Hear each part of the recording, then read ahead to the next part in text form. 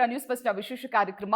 ನಾನು ಪ್ರತೀಕ್ಷಾ. ಒಂದು ತುಳು ಭಾಷೆಯ ಸಿನಿಮಾ ಮೊದಲು ತುಳುವಲ್ಲಿ ರಿಲೀಸ್ ಆಗಿ 75 ದಿನಗಳ ಯಶಸ್ವಿ ಪ್ರದರ್ಶನ ಕಂಡು ನಂತರ ಇಲ್ಲಷ್ಟೇ ಅಲ್ಲ ಅಂತಾರಾಷ್ಟ್ರೀಯ ಗಡಿಯನ್ನ ದಾಟಿ ದುಬೈಯಲ್ಲಿ ಉಗಾಂಡಾದಲ್ಲೆಲ್ಲ ರಿಲೀಸ್ ಆಗಿ ಈಗ ನಮ್ಮ ಕನ್ನಡದಲ್ಲಿ ರಿಲೀಸ್ ಆಗಿದೆ. ಸಿನಿಮಾ ಯಾವ್ದಪ್ಪ ಅಂದ್ರೆ ದಸ್ಕತ್. ನಾನು ನೋಡಿದ ಮೊದಲನೇ ತುಳು ಸಿನಿಮಾ. ನನಗೆ ತುಂಬಾ ಖುಷಿ ಇದೆ ಬಿಕಾಸ್ ನಾನು ನೋಡಿದ್ದು ಮೊದಲನೇ ತುಳು ಸಿನಿಮಾ ನನಗೆ ತುಂಬಾ ಇಷ್ಟ ಆಯ್ತು ಅಂತ. ಸೊ ಈ ಸಿನಿಮಾ ಬಗ್ಗೆ ಮಾತನಾಡೋದಕ್ಕೆ ಸಿನಿಮಾದ ನಿರ್ದೇಶಕರಾಗಿರುವಂತಹ ಅನೀಶ್ ಅವರು ಅಂಡ್ ಸಿನಿಮಾದ ಕನ್ನಡ ವರ್ಷನ ನಿರ್ಮಾಪಕರಾಗಿರುವಂತಹ ಜಗದೀಶ್ ಸರ್ ಅವರು, ಮತ್ತೊಬ್ರು ನನಗೆ ಶಾಕಿಂಗ್, ಮೋಸ್ಟ್ ಪ್ರಾಬ್ಲಿ ಇಂಟರ್ವ್ಯೂ ನೋಡ್ಬೇಕಾದ್ರೆ ನಾನು ನಿಮ್ಗೆ ಆಮೇಲೆ ಕ್ಲಾರಿಟಿ ಕೊಟ್ಬಿಡ್ತೀನಿ ಯಾಕೆ ಶಾಕಿಂಗ್ ಅಂತ. ಸೊ ಯುವ ಶೆಟ್ಟಿ ಅವರು ನಮ್ಮ ಜೊತೆ ಇದ್ದಾರೆ. ಸೊ 3 ಜನಕ್ಕೂ ವೆಲ್ಕಮ್ ಟು ದಿ ಶೋ. ನಾನು ಫಸ್ಟ್ ಇವ್ರನ್ನ ಹೇಳ್ಬಿಡ್ತೀನಿ, ಈ ಕ್ಯಾಮ್ರಾದಲ್ಲಿ ವೈಡಲ್ಲೆಲ್ಲ ಕಾಣಿಸ್ತಾರೆ. ಸಿನಿಮಾದಲ್ಲಿ ವಿಲನ್ ರೋಲ್ ಮಾಡಿರೋದು ಇವರೇ ಬಿಕಾಸ್ ನನ್ಗಂತೂ ಟ್ರಸ್ಟ್ ಬಿ ಗೊತ್ತಾಗ್ಲಿಲ್ಲ ನಿಜವಾಗ್ಲೂ ಇವರೇನಾ ಅಂತ. ಸೊ ನೀವು ನೋಡಿದಾಗ ಕನ್ಫ್ಯೂಸ್ ಆಗ್ತಾರೆ, ಅದಕ್ಕೆ ಮೊದಲೇ ಹೇಳ್ಬಿಟ್ಟಿದ್ದೀನಿ. ಅನೀಶ್ ನಟನೆಯಿಂದ ನಿರ್ದೇಶನ, ಮೊದಲನೇ ಸಿನಿಮಾ ತುಳು ಭಾಷೆಯಲ್ಲಿ ಸಿನಿಮಾ ನಿರ್ದೇಶನ ಮಾಡಿದ್ರಿ. ಫಸ್ಟ್ ಡೆಬ್ಯೂ ಸಿನಿಮಾ ತುಳು ಭಾಷೆಯಲ್ಲಿ 75 ದಿನ ಯಶಸ್ವಿ ಪ್ರದರ್ಶನ ಕಂಡಿದೆ. ಕನ್ನಡದಲ್ಲಿ ರಿಲೀಸ್ ಆಗಿದೆ. ಕನ್ನಡದಲ್ಲಿ ತುಂಬಾ ಚೆನ್ನಾಗಿ ರೆಸ್ಪಾನ್ಸ್ ಸಿಕ್ಕಿದೆ. ಅಂತಾರಾಷ್ಟ್ರೀಯ ಮಟ್ಟದಲ್ಲಿ ರಿಲೀಸ್ ಮಾಡಿದರೆ ಎಷ್ಟು ಖುಷಿ ಆಗ್ತದೆ. ಇದು ನಮ್ಮ ದಸ್ಕತ್, ಲೈಫ್ನ ದಸ್ಕತ್. ಇದು ನನಗೆ ಈ ಖುಷಿಯನ್ನು ನಾನು ನನ್ನ ತಂಡದ ಜೊತೆಗೆ ಯಾವಾಗಲೂ ಹಂಚ್ಕೋತಾ ಇರ್ತೀನಿ ಒಂದೊಂದೊಂದೊಂದು ಆದ ಕೂಡಲೇ. ಅಂದರೆ ನೀವು ಹೇಳಿದಾಗೆ ಇದು ತುಳುವಲ್ಲಿ ಬಂತು, ತುಳುವಲ್ಲಿ ಒಂದಷ್ಟು ಜನ ಸಂಭ್ರಮಿಸಿದರು. ನೆಕ್ಸ್ಟ್ ಅಂತಾರಾಷ್ಟ್ರೀಯ ಮಟ್ಟದಲ್ಲಿ ಹೋಯಿತು, ಅಲ್ಲಿ ಒಂದಷ್ಟು ಜನ ಸಂಭ್ರಮಿಸಿದರು. ನೆಕ್ಸ್ಟ್ ಇಲ್ಲಿ ಬೆಂಗಳೂರು ಇಂಟರ್ನ್ಯಾಷನಲ್ ಫಿಲ್ಮ್ ಫೆಸ್ಟಿವಲಲ್ಲಿ ಅವಾರ್ಡ್ ಬಂತು, ಅಲ್ಲಿ ಒಂದಷ್ಟು ಜನ ಕನ್ನಡಿಗರು ಕೂಡ ಸಂಭ್ರಮಿಸಿದರು. ಇದು ತುಳು ಸಿನಿಮಾ ಕನ್ನಡ ಕಾಂಪಿಟೇಷನಲ್ಲಿ ಭಾಗವಹಿಸುತ್ತೆ ಅಂತಲೂ ನಾನು ಅಂದ್ಕೊಂಡಿರಲಿಲ್ಲ. ಭಾಗವಹಿಸ್ತು 14 ಸಿನಿಮಾಗಳ ಪೈಕಿ ನಮಗೂ ಒಂದು ಸ್ಥಾನ ಸಿಕ್ತು. ಇದಕ್ಕಿಂತ ದೊಡ್ಡ ಸೌಭಾಗ್ಯ ಬೇರೆ ಇಲ್ಲ. ನೆಕ್ಸ್ಟ್ ಕನ್ನಡಕ್ಕೆ ಬಂದ್ವಿ. ಕನ್ನಡಕ್ಕೆ ಬರಬೇಕಾದ್ರೆ ಜಗದೀಶ್ ಸರ್ ದಸ್ಕತ್ ಹಾಕಿದರು. ಸೊ ಅವ್ರು ದಸ್ಕತ್ ಹಾಕದೇ ಇರ್ತಿದ್ರೆ ನಾವು ಕನ್ನಡಕ್ಕೆ ಬರೋಕ್ಕೆ ಸಾಧ್ಯ ಇರ್ತಿರ್ಲಿಲ್ವೇನೋ. ಸೊ ನಮ್ಮ ತುಳುವಿನ ಟ್ರೈಲರನ್ನು ನೋಡಿ ಅವ್ರು ಇಂಪ್ರೆಸ್ ಆಗಿ ಕನ್ನಡಕ್ಕೆ ತರೋಣ, ಕನ್ನಡಕ್ಕೆ ಮಾತ್ರ ಅಲ್ಲ ಮಲಯಾಳಂ ತರೋಣ, ತಮಿಳಿಗೆ ತರೋಣ, ತೆಲುಗುಗೂ ತರೋಣ, ಎಲ್ಲ ಭಾಷೆಗಳಲ್ಲೂ ದಸ್ಕತ್ ಬರ್ಬೋದಲ್ಲ ಅಂತ ಒಂದು ಕ್ವಶನ್ ನಮಗೆ ಅವರು ಹಾಕಿದರು. ಆವಾಗ ಅನಿಸಿದ್ದು ಏನು ಅಂತಂದರೆ, ನಮ್ಮ ಲೈಫ್ನ ದಸ್ಕತ್ ಹೇಗೆ ಬೀಳುತ್ತೆ ಒಂದೊಂದು ಕಡೆಯಿಂದ ಅಂತ. ಒಂದು ವೇಳೆ ನಮ್ಮ ಹಿಂದೆ ಇರುವ ಶಕ್ತಿ ನಮಗೆ ದೊಡ್ಡ ಮಟ್ಟದಲ್ಲಿ ಬಲ ಕೊಟ್ಟಾಗ ಮುಂದೆ ಬರುವಂತಹ ಶಕ್ತಿಗಳು ನಮ್ಮನ್ನು ದೊಡ್ಡ ಮಟ್ಟಕ್ಕೆ ಬೆಳೆಸುತ್ತೆ ಅಂತ. ಸೊ ಇವತ್ತು ದಸ್ಕತ್ ತುಂಬ ದೊಡ್ಡ ಖುಷಿ ಕೊಟ್ಟಿದೆ ನಮ್ಮ ಜರ್ನಿಯಲ್ಲಿ. ಯಾಕೆಂದರೆ ಯಾವುದೋ ಒಂದು ಸುಂದರವಾದ ಹಳ್ಳಿಯಲ್ಲಿ ಬೆಳೆದವ್ರು ನಾವು. ಯಾಕೆ ಸುಂದರ ಅಂತ ಹೇಳ್ತೀನಿ ಅಂತಂದರೆ, ನೀವು ದಸ್ಕತ್ ನೋಡಿದ್ರಲ್ಲ, ಅದು ನನ್ನದೇ ಊರು, ನನ್ನದೇ ವೇಣೂರು. ಸೊ ಅದು ತುಂಬ ಸುಂದರವಾಗಿತ್ತು. ಆ ಕಾರಣಕ್ಕೆ ನನಗೆ ನನ್ನ ಲೈಫ್ನ ಜರ್ನಿ ಕಂಟಿನ್ಯೂ ಆಗೋಕ್ಕೆ ಸಾಧ್ಯ ಆಯಿತು ಅಂತ. ಆ ಸುಂದರವಾದ ಜರ್ನಿಯಿಂದ ನಾನು ಕಾಮಿಡಿ ಕ್ಲಾಡಿಗೆ ಬಂದೆ. ನೀವು ಹೇಳಿದಾಗೆ ಕಲಾವಿದನಾಗಿದ್ದೆ. ಅದಾದ ನಂತರ ಒಂದು ಮಾಯಾನಗರ ಇದೆ ಬೆಂಗಳೂರು, ಗಾಂಧಿನಗರ ಅನ್ನೋದು. ದೇವರನೇ ಗೊತ್ತಿರಲಿಲ್ಲ, ನಾನು ಆರ್ಟಿಸ್ಟ್ ಆಗಿದ್ದೆ. ಯಾರೋ ಹೇಳ್ತಾಯಿದ್ರು ನೀನು ನಿರ್ದೇಶನ ಮಾಡಬೇಕು ಅಂತೆಲ್ಲ ಫ್ರೆಂಡ್ಸ್ ಎಲ್ಲ ಹೇಳ್ತಿದ್ರು. ಆಗ ನಾನು ತಮಾಷೆಗೆ ಹೇಳ್ತಾ ಇದ್ದೆ, ಆ್ಯಕ್ಟಿಂಗೇ ಸರಿ ಮಾಡೋಕ್ಕೆ ಗೊತ್ತಿಲ್ಲ, ಇನ್ನು ನಿರ್ದೇಶನ ಏನು ಮಾಡ್ತೀನಿ ಅಂತ. ಬಟ್ ಅದು ಆಯಿತು ದಸ್ಕತ್ ಮೂಲಕ. ಸೊ ಖುಷಿ ಇದೆ, ಅದು ಟೀಮ್ ವರ್ಕಿಂದಾಗಿ. ಹಾಗಾಗಿ ಒಂದಷ್ಟು ಜನ ಕಲಾವಿದರು, ಒಂದಷ್ಟು ಜನ ತಂತ್ರಜ್ಞರು ನಮ್ಮ ಜೊತೆ ಇದ್ದಾರೆ. ಸೊ ಅವರೆಲ್ಲರಿಗೂ ಕೂಡ ಒಂದು ದೊಡ್ಡ ಸ್ಥಾನಮಾನ ಸಿಗಬೇಕು ಅನ್ನೋದು ನನ್ನ ಆಸೆ. ದಸ್ಕತ್ ಅದನ್ನು ಮಾಡ್ತಾ ಇದೆ. ನಂಗೆ ತುಂಬಾ ಇಷ್ಟ ಆಗಿದೆ. ತುಂಬಾ ಸುಂದರವಾದ ಹಳ್ಳಿ ಅಂತ ಹೇಳಿದ ಚಂದ ಇತ್ತು. ಜಗದೀಶ್ ಸರ್ ಅವ್ರು ಹೇಳ್ದಾಗೆ ಟ್ರೈಲರ್ ನೋಡಿ ನೀವು ಕನ್ನಡಕ್ಕೆ ತರಬೇಕು ಅಂತ ಅನ್ಕೊಂಡ್ರಿ ಅಂತ. ತುಳುವಲ್ಲಿ ಆಲ್ರೆಡಿ ಸಿನಿಮಾ ರಿಲೀಸ್ ಆಗಿತ್ತು, ನೀವು ರಿಲೀಸ್ ಆದ್ಮೇಲೆ ನೋಡಿದ್ದ ಅಥವಾ ಬರೀ ಟ್ರೈಲರ್ ನೋಡಿನೇ ಅನ್ಕೊಂಡ್ರ ಸಿನಿಮಾ ತುಂಬಾ ಚೆನ್ನಾಗಿದೆ ಕನ್ನಡದಲ್ಲಿ ರಿಲೀಸ್ ಮಾಡಬೇಕು ಅಂತ? ಆಕ್ಚುಲಿ ನಾನು ಟ್ರೈಲರ್ ನೋಡಿದೆ ಒಂದು ಸಾರಿ. ನನ್ನ ಹತ್ರ ಒಬ್ಬ ಹುಡುಗ ನನ್ನ ಜೊತೆ ಕೆಲಸ ಮಾಡ್ತಾನೆ, ರಕ್ಷಿತ್ ಅಂತ, ಇವ್ರ ಸ್ನೇಹಿತ ಅವರು. ಸರಿ, ಅವರು ಸ್ಟೇಟಸಲ್ಲಿ ಹಾಕೊಂಡಿದ್ರು ಏನು ಟ್ರೈಲರ್ನ. ನಾನು ನೋಡಿದಾಗ ನನಗೇನೋ ಒಂಥರ ಇಂಪ್ರೆಸ್ ಆಯಿತು. ಯಾರಮ್ಮ ಇಷ್ಟೊಂದು ಚೆನ್ನಾಗಿ ಸಿನಿಮಾ ಮಾಡಿದ್ದಾರೆ, ಇದು ಟ್ರೈಲರ್ ಇಷ್ಟು ಚೆನ್ನಾಗಿ ಮಾಡಿದ್ದಾರೆ, ಯಾರಿದು ಅಂತ. ಇಲ್ಲ ನಮ್ಮ ಸ್ನೇಹಿತರು ಈ ಥರ ಮಾಡಿದ್ದಾರೆ, ತುಂಬ ಚೆನ್ನಾಗಿ ಹಿಂಗೆಲ್ಲ ಅಂದರೆ. ಆವಾಗ ನೋಡಿ ಹೇಳಿದೆ, ಒಂದ್ಸರಿ ಕರಿ ಅವರನ್ನು ಮಾತಾಡೋಣ. ಸಿನಿಮಾ ಬರೋ ತುಳುಲೇ ಮಾಡ್ತಿದ್ದಾರೆ ಅಥವಾ ಬೇರೆ ಎಲ್ಲ ಭಾಷೆ ಮಾಡ್ತಿದ್ದಾರಾ ಅಂತ. ಇಲ್ಲ ನಾನು ತುಳು ಮಾತ್ರ ಮಾಡ್ತಿದ್ದಾರೆ ಅಂದರು. ನಾನು ಆಮೇಲೆ ಕರಿ ಒಂದ್ಸರಿ ನೋಡೋಣ, ಅದು ಒಂದ್ಸರಿ ಮಾತಾಡೋಣ ಅಂದರೆ. ಆಮೇಲೆ ಬಂದಾಗ ಹೇಳಿದೆ ನಾನು, ಯಾಕೆ ನೀವು ಬರೀ ತುಳುಲಿ ಟ್ರೈ ಮಾಡಿದ್ದೀನಿ, ಯಾಕೆ ಕನ್ನಡದಲ್ಲಿ ಮಾಡಲಿಲ್ಲ ನೀವು? ನನಗೆ ಆ ಟ್ರೈಲರ್ ನೋಡಿದಾಗ ಅನಿಸ್ತು, ಇದೊಂದು ಒಳ್ಳೆ ಸಿನಿಮಾ ಮಾಡಿರ್ತಾರೆ ಇವರು ಗ್ಯಾರಂಟಿ, ಅಂದರೆ ಅಷ್ಟು ಇಂಟ್ರೆಸ್ಟ್ ಆಗಿತ್ತು ಆ ಸಿನಿಮಾದು. ಅವಾಗ ಕರೆದು ಹೇಳಿದ್ದಾದಮೇಲೆ ಸರ್ ನೋಡೋಣ, ನಾವು ತುಳು ರಿಲೀಸ್ ಮಾಡ್ತೀವಿ, ಆಮೇಲೆ ಒಟ್ಟಿಗೆ ಒಂದು ಸ್ವಲ್ಪ ಮಾತಾಡ್ತೀವಿ ಅಂತೆಲ್ಲ ಹೇಳಿದರು. ಅದಾದಮೇಲೆ ಸಿನಿಮಾ ನೋಡಿದ್ವಿ ಗೆದ್ದರಲ್ಲಿ. ನಾನು 4 ಹೆಸರು ಕರೆದೆ, ಬರ್ರಪ್ಪ ಒಂದ್ಸರಿ ನೋಡೋಣ ಬರ್ರಪ್ಪ ಅಂತ ಕರೆದೆ. ಸರ್ ಬರ್ತೀವಿ ಸರ್ ವೆಯ್ಟ್ ಮಾಡಿ ಅಂದರು. ಅದಾದಮೇಲೆ ಬಿಸಿ ಅನ್ನೋದಕ್ಕಿಂತ ಅವರು ನನಗೆ ತುಂಬ ಆ್ಯಕ್ಚುಲಿ ಹೇಳ್ಬೇಕಂದ್ರೆ ತುಂಬ ಇಷ್ಟವಾದಂಥ ವ್ಯಕ್ತಿಗಳು ಇವರು. ಈ ಟೀಮ್ ಇದೆಯಲ್ಲ, ತುಂಬ ಇಷ್ಟವಾದಂಥ ವ್ಯಕ್ತಿಗಳು ನನಗೆ. ನಾನು ಒಂದು 10 ವರ್ಷಕ್ಕಿಂತ ಮುಂಚೆನೇ ನಾನು ಸಿನಿಮಾ ರಂಗಕ್ಕೆ ಬರಬೇಕು ಅಂತ ಟ್ರೈ ಮಾಡಿ ಬಂದು ನನಗೆ ಸಣ್ಣ ಒಂದಿಷ್ಟು ಘಟನೆಗಳಾಗಿ ಬೇಡ ಅಂತ ವಾಪಸ್ ಹೋಗಿದ್ದಾದಮೇಲೆ ಯೋಚನೆ ಮಾಡ್ತಿದ್ದೆ, ಸಿನಿಮಾ ರಂಗಕ್ಕೆ ಬರಬೇಕೋ ಬೇಡವಾ ಅಂತ.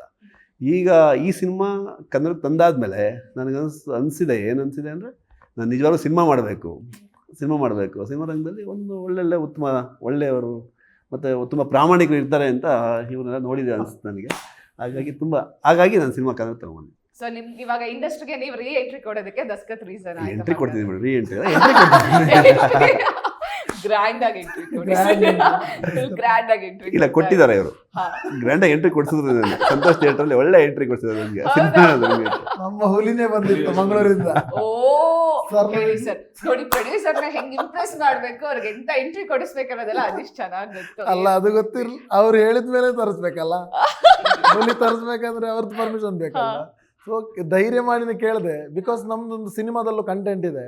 ಅಂದರೆ ನಾನು ಆಲ್ಮೋಸ್ಟ್ ಕಲ್ಚರ್ ಮತ್ತು ನೇಚರ್ನ ಬ್ಲೆಂಡ್ ಮಾಡೋಕ್ಕೆ ಟ್ರೈ ಮಾಡಿದ್ದೀವಿ ಸಿನಿಮಾದಲ್ಲಿ, ಇಡೀ ಟೀಮ್.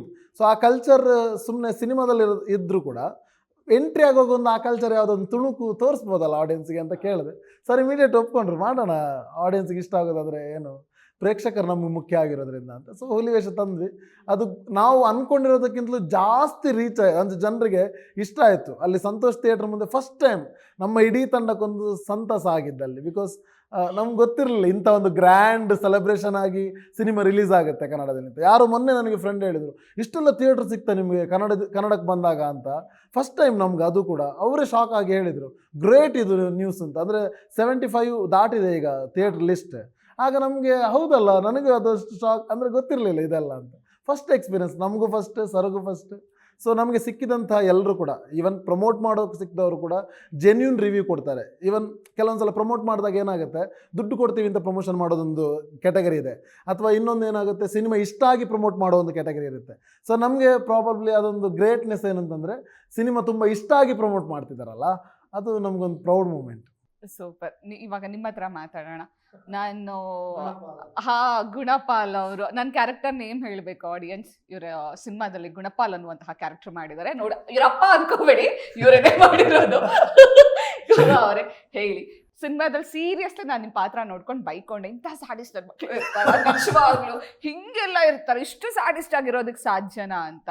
ಸೊ ಒಂದು ಪಾತ್ರ ನಾವು ಬೈಕೊಳ್ತೀವಿ ಅಂದರೆ ಆ ಪಾತ್ರ ನಮ್ಗೆ ಅಷ್ಟು ಕನೆಕ್ಟ್ ಆಗಿರ್ಬೇಕು, ನೀವು ಅಷ್ಟು ಚೆನ್ನಾಗಿ ನಟಿಸಿರ್ಬೇಕು. ಹೆಂಗೆ ಸಾಧ್ಯ ಆಯಿತು ಅಷ್ಟೊಂದು ವಯಸ್ಸಾಗಿರೋರು ಪಾತ್ರ ಮಾಡೋದಕ್ಕೆ? ಅದು ಆ ಬಾಡಿ ಲ್ಯಾಂಗ್ವೇಜು ಅದನ್ನೆಲ್ಲ ಕ್ಯಾರಿ ಮಾಡಿ ಇಟ್ಸ್ ನಾಟ್ ಈಸಿ. ನಾವು ಸುಮ್ಮನೆ ಹೇಳ್ಬಿಡ್ಬೋದು, ಬಟ್ ವಯಸ್ಸಾಗಿರೋ ಪಾತ್ರಗಳನ್ನ ನಿಭಾಯಿಸೋ ತುಂಬ ಕಷ್ಟ. ಸೊ ನೀವು ವೆಯ್ಟ್ ಗೇನ್ ಆಗಿದ್ದು ಆ ಜರ್ನಿ ಹೇಳಿ ಹೇಗಿತ್ತು ಅಂತ.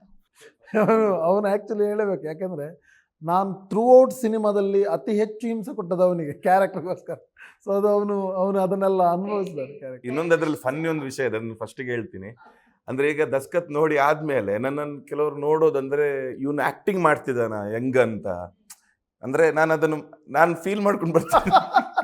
ನೀವು ಹೇಳಿದ ಮೇಲೆ ನಾನು ಹೆಂಗೆ ನಡಿಬೇಕು, ಹೆಂಗೆ ಕೂತ್ಕೋಬೇಕು, ನಾನು ಕೂತ್ಕೊಳ್ಳೋಕೆ ಎಲ್ಲಾದ್ರೂ ಗುಣಪಾಲ್ ಏಜ್ ಥರ ಕಾಣ್ತೀನ. ಸೊ ಅದೊಂದು ಇದೆಲ್ಲ ಹೊಸ ಎಕ್ಸ್ಪೀರಿಯನ್ಸ್ ಅಲ್ಲ, ಸೊ ಅದೆಲ್ಲ ಗೊತ್ತಿರಲಿಲ್ಲ. ಸೊ ಆ್ಯಂಡ್ ಈ ಗುಣಪಾಲ ಕ್ಯಾರೆಕ್ಟರ್ ಅನ್ನುವಂಥದ್ದೊಂದು ಇಮ್ಯಾಜಿನರಿ ಕ್ಯಾರೆಕ್ಟರ್. ಒಬ್ಬ ನಟನಿಗಿರುವಂಥ ಒಂದು ಭಾಗ್ಯ ಏನಂದರೆ ತಾಯಿ ಮತ್ತು ಕಲಾವಿದನಿಗೆ ಒಂದು ಹೊಸ ಜನ್ಮ ಕೊಡೋಕ್ಕಾಗುತ್ತೆ. ಆ್ಯಂಡ್ ಒಬ್ಬ ಕಲಾವಿದನಿಗೆ ಜನ್ಮ ಕೊಟ್ಟು ಆ ಫೀಲಿಂಗ್ಸನ್ನು ಅನುಭವಿಸೋ ಭಾಗ್ಯ ಸಿಗುತ್ತೆ. ಸೊ ಆ ಭಾಗ್ಯ ನನಗೆ ಡೈರೆಕ್ಟರ್ ಸರ್ ಅನೀಶನ ಕೊಟ್ಟಿದ್ರು. ಆ್ಯಂಡ್ ಇದು ನನ್ನನ್ನೇ ಸೆಲೆಕ್ಟ್ ಮಾಡಿದ್ರು. ಅಲ್ಲಿ ತುಂಬ ಚರ್ಚೆಗಳು ನಡೆದಿವೆ ಪಾತ್ರಗಳ ಮಧ್ಯೆ. ಅದ್ರ ಬಗ್ಗೆ ನಮಗೆ ಆಮೇಲೆ ಗೊತ್ತಾಗಿದ್ದು, ಸ್ಟಾರ್ಟಿಂಗಲ್ಲಿ ಗೊತ್ತಿರಲಿಲ್ಲ. ಆ್ಯಂಡ್ ನನಗೆ ಆ ಪಾತ್ರ ನಾನು ಮಾಡ್ತೀನಿ ಅಂತ ಹೇಳ್ಬಿಟ್ಟು ನನಗೆ ಕೊಟ್ಟರು. ಆ ಪಾತ್ರನ ಡಿಸೈನ್ ನಂಗೆ ಏನೇನು ಬೇಕು, ರಾ ಮೆಟೀರಿಯಲ್ಸ್ ಏನೇನು ಬೇಕು ಪಾತ್ರ ತಯಾರಾಗೋಕ್ಕೆ, ತಯಾರಾದ್ಮೇಲೆ ನಂಗೆ ಏನೇನು ಬೇಕು ಅನ್ನೋಂತ ಕೊಟ್ಟರು. ಸೊ ಅದರೊಂದು ಪ್ರೋಸೆಸ್ ಇತ್ತು. ಪಾತ್ರ ನನ್ನ ಒಳಗೆ ಜೀವಂತವಾಗಿಸಿ ಅದನ್ನು ಆ ಫೀಲಿಂಗ್ಸನ್ನು ಅನುಭವ ಮಾಡಬೇಕು ನಾನು. ಸೊ ಅದು ಒಂದು ಸ್ವಲ್ಪ ಟೈಮ್ ಹಿಡಿಯುತ್ತೆ, ಅರ್ಜೆಂಟಲ್ಲಿ ಆಗಲ್ಲ.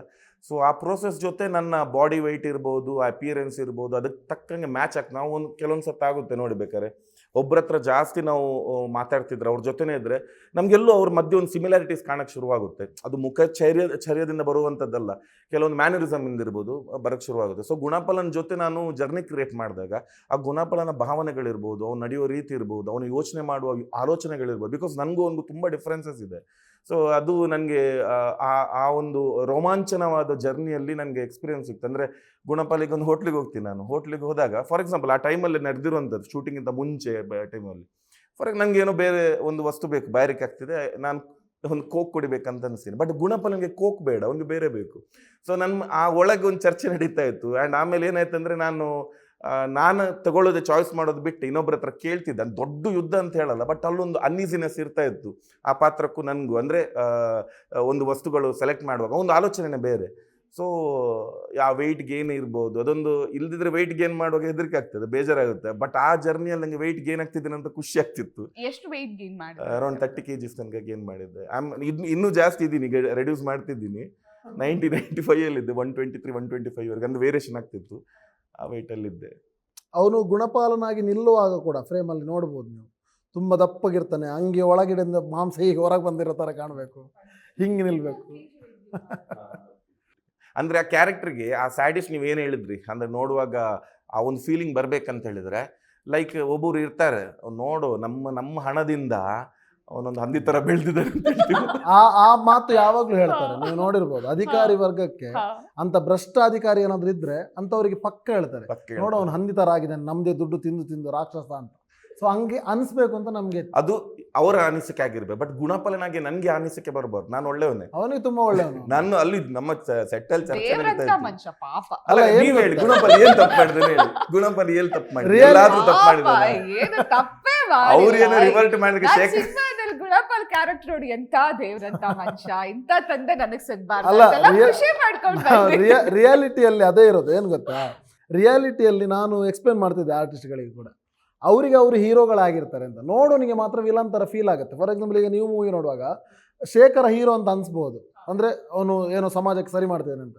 ಸುಮ್ಮನೆ ಟರ್ನ್ ಮಾಡಿ ಶೇಖರ್ನ ನೀವು ವಿಲನ್ ಶೇಡಲ್ಲಿ ನೋಡಿ, ಅವನು ತಪ್ಪೆ ಅಂತ ಫೀಲ್ ಆಗುತ್ತೆ ಅಂತ ನಾವು ಸುಮ್ಮನೆ ಕತೆ ನೋಡುವಾಗ ನಾನು ಅದನ್ನು ಹೇಳ್ತಾ ಇದ್ದೆ. ಕೆಲವರಿಗೆ ಅವನು ಕೂಡ ವಿಲನ್ ಆಗಿ ಕಾಣಿಸ್ಬೋದು. ಒಂದು ವೇಳೆ ಶೇಖರ ಅಲ್ಲಿ ಈಗ ಮನುಷ್ಯ ಅಂತ ಇವನು ಪೇಪರಲ್ಲಿ ಬರೆದಿದ್ದ, ಯಾರು ಶೇಖರ ಬರೆದಿದ್ದ, ಸುಮ್ಮನೆ ನೋಡೋದಾದ್ರೆ ಅವನ ಲೆಕ್ಕದಲ್ಲ ತಪ್ಪೇ ಅದು. ಯಾಕೆ ಹೇಳಿ, ಡೈಲಾಗ್ ಇದೆ ಅಲ್ವಾ, ಮನುಷ್ಯ ಅಂತ ಬರ್ದಾನೆ ತಪ್ಪಕ್ಕೆ ಕೇಳಿದೆ ಅಂತ ಶುರುವಾಗೋದೇ ಅಲ್ಲಿ ಎಲ್ಲಿಂದ ಒಂದು ದಸ್ಕತ್ ಹಾಕೋದಕ್ಕಿಂತ ನಾನು ನೋಡಿ ಹಳ್ಳಿಯಲ್ಲಿ ನಡೆಯುತ್ತೆ ಅದೆಲ್ಲ, ನಾನು ಏನೋ ಕಲ್ತ್ಬಿಟ್ಟು ಅಲ್ಲಿ ಬಂದಿದ್ದೀನಿ. ಆ ಪ್ರೋಸೆಸ್ ಅಲ್ಲಿ ಏನು ಸಿಸ್ಟಮ್ ಹೇಳ್ತೀವಿ, ಆ ಸಿಸ್ಟಮ್ದು ಭಾಗ ಆಗಿದ್ದೀನಿ. ಸೊ ನನ್ಗಿಂತ ಮುಂಚೆ ಇದ್ದವ್ರು ನಾನು ಚಿಕ್ಕನ್ ಇರ್ಬೇಕಂದ್ರೆ ಗುಣಪಾಲ್ ಚಿಕ್ಕನ್ ಇರ್ಬೇಕಂದ್ರೆ ನೋಡಿದ್ದಾನೆ, 50 ರೂಪಾಯಿ ತಗೊಳ್ಳೋದ್ರಲ್ಲಿ ನೋಡಿದ್ದಾನೆ. ಸೊ ಅದೊಂದು ಸಿಸ್ಟಮ್, ಒಂದು ಪ್ರೋಸೆಸ್, ಅದನ್ನ ಯಾರು ನಿಲ್ಸಿಲ್ಲ.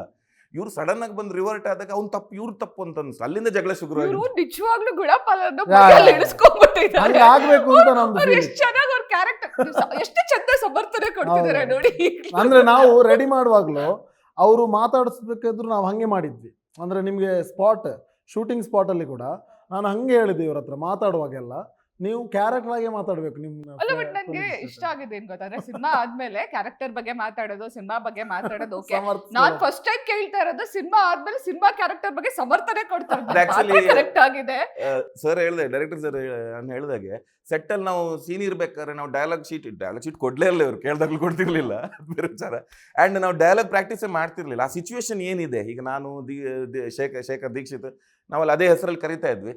ಸೀರಿಯಸ್ ಆಗಿ, ತುಂಬ ಸೀರಿಯಸ್ ಆಗಿದ್ರು, ತಮಾಷೆಗಂತ ಮಾಡ್ತಿರ್ಲಿಲ್ಲ. ಕೆಲವೊಂದು ಸರ್ತಿ ಆ ಥರ ಆಗುತ್ತೆ ನಾವು ಮಾಡ್ಬೇಕಾದ್ರೆ. ಬಟ್ ಅಲ್ಲಿ ತುಂಬ ಸೀರಿಯಸ್ ಆಗಿ ನಾನು ಗುಣಪಾಲನೆ ಈ ಸಿಚುವೇಶನ್ ಅಲ್ಲಿ ಏನು ನಡೀತಾ ಇದೆ, ಸೊ ಇದರಲ್ಲಿ ನಂದೇನು ಭಾಗ, ನಾನು ತಪ್ಪು ಮಾಡಿದ್ರೆ ಸರಿ ಮಾಡಿ, ನಾನು ಸರಿಯೇ ಮಾಡಿದ್ದೀನಿ.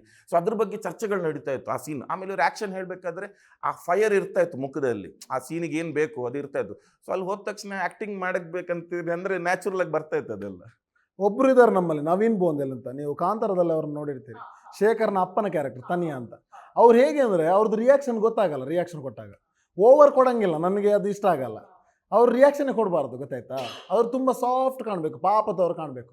ನಾವೇನು ಮಾಡ್ತಿದ್ವಿ ಯೋಚನೆ ಮಾಡಿ ನೀವು, ನಾನು ಬಾಯಿಗೆ ಬಂದಾಗ ಬೈತಾ ಇದ್ದೆ ಶಾರ್ಟ್ಗೆ ಹೋಗೋದಕ್ಕೆ ಮುಂಚೆ, ಹೋಗೋದು ಆ್ಯಕ್ಟಿಂಗ್ ಗೊತ್ತಿಲ್ಲ ಆಗಿದ್ದು. ಆಗ ಅವರು ಸ್ವಲ್ಪ ಡಲ್ ಆಗ್ತಿದ್ರು, ಏನು ಇವ್ರು ಬೈದು ಅಂದರೆ ರೀಟೇಕ್ ಸಿನಿಮಾದಲ್ಲಿ ಆಕ್ಟ್ ಮಾಡೋದು ಅಲ್ಲ. ನಾವು ಅವ್ರು ತುಂಬ ಫ್ರೆಂಡ್ಲಿ, ಹಾಗಾಗಿ ನಾನು ಬೈಬೋದಿತ್ತು.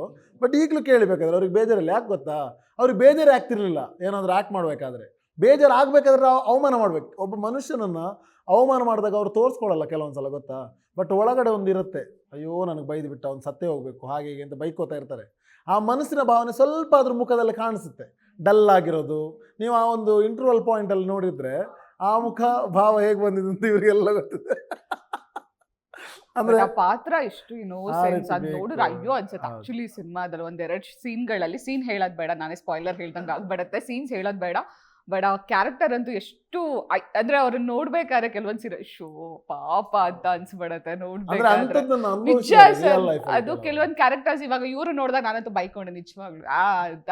ಬಟ್ ಅವ್ರ ಅವ್ರ ಶೇಖರ್ ತಂದೆ ಕ್ಯಾರೆಕ್ಟರ್ ನೋಡಿದಾಗ ನಿಜವಾಗ್ಲೂ ಹಂಗ ಅನ್ಸುತ್ತೆ, ಪಾಪ ಅಂತ ಅನ್ಸುತ್ತೆ. ಒಂದೆರಡು ಸೀನ್ಸ್ ಅಲ್ಲಿ ಇವ್ರ ಜೊತೆ ಸೀನ್ಸ್ ಗಳೆಲ್ಲ ಇದ್ದಾಗ ಅಯ್ಯೋ ಅನ್ಸುತ್ತೆ. ಬಟ್ ಅಷ್ಟು ಚಂದ ಆಕ್ಟ್ ಮಾಡಿದ್ದಾರೆ ಅವರು. ಅಲ್ಲ, ನೀವು ಅವರೇ ಅಂತಲ್ಲ, ನೀವು ಇಡೀ ಆ ಹಳ್ಳಿಯ ಜನಗಳನ್ನೆಲ್ಲ ನೋಡಿದ್ರೆ ನಿಮ್ಗೆ ಆ ಫೀಲ್ ಬರುತ್ತೆ ಅಂತ ಇವ್ರನ್ನ ನೆನ್ಸ್ಕೊಂಡಾಗ. ಇವ್ರನ್ನ ಅಪೋಸಿಟ್ ಮಾಡ್ಕೊಂಡು ಆ ಜನನ ನೆನ್ಸ್ಕೊಂಡ್ರೆ ನಿಮ್ಗೆ ಆ ಫೀಲ್ ಬರಲೇಬೇಕು ಅಂತ, ಬಂದೇ ಬರುತ್ತೆ ಅಂತ. ಆ ಇನ್ನೋಸೆನ್ಸ್ ಆಕ್ಚುಲಿ ತುಂಬಾ ಚೆನ್ನಾಗಿ ಕ್ಯಾರಿ ಮಾಡಿದ್ರ. ನಿಮ್ಮ ಹತ್ರ ಮಾತಾಡ್ತೀನಿ ಇವಾಗ ಸಿನಿಮಾ ರಿಲೀಸ್ ಆದ್ಮೇಲೆ ನಾನಂತೂ ಶಾಕ್ ಆದೆ. ಆಬ್ವಿಯಸ್ಲಿ ನಾನು ಶಾಕ್ ಆದೆ. ಮೋಸ್ಟ್ ಪ್ರಾಬ್ಲಿ ಅವ್ರು ಹೇಳಿಲ್ಲ ಅಂದ್ರೆ ನಂಗೆ ನೀವಂತ ಗೊತ್ತೇ ಆಗ್ತಿರ್ಲಿಲ್ಲ. ನಾನು ಯಾರು ಸಿನಿಮಾದಲ್ಲಿ ಇವ್ರು ಯಾವ ಕ್ಯಾರೆಕ್ಟರ್ ಮಾಡಿದ್ರು ಅಂತ ನಾನು ಯೋಚನೆ ಮಾಡ್ತಿದ್ದೆ. ಸೊ ತುಳು ಅಲ್ಲ, ನಿಮ್ಮದೇ ಭಾಷೆಯಲ್ಲಿ ಸಿನಿಮಾ ರಿಲೀಸ್ ಆಗಿ ಇವಾಗ ಆಬ್ವಿಯಸ್ಲಿ ಇವಾಗ ಸಿನಿಮಾ ರಿಲೀಸ್ ಆದ್ಮೇಲೆ ಆರ್ಟಿಸ್ಟ್ಗಳಿಗೆ ಅದೊಂದು ರೆಕಗ್ನಿಷನ್ ಸಿಗುತ್ತೆ, ಬಂದು ಹೇಳ್ತಾರೆ ತುಂಬಾ ಚೆನ್ನಾಗಿ ಆಕ್ಟ್ ಮಾಡಿದಾರ ಅಂತ.